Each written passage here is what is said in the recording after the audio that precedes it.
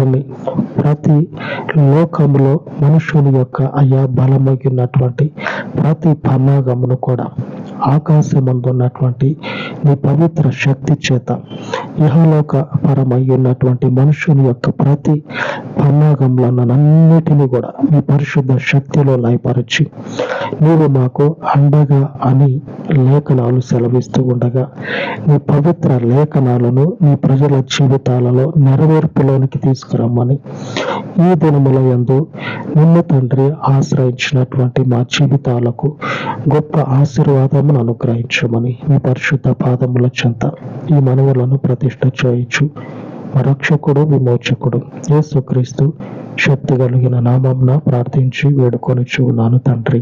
ఆమేన్ ఆమేన్. ఉన్నతమైన దేవుని కృప మనకు తోడయ్యుండును గాక. ఆమేన్ ఆమేన్.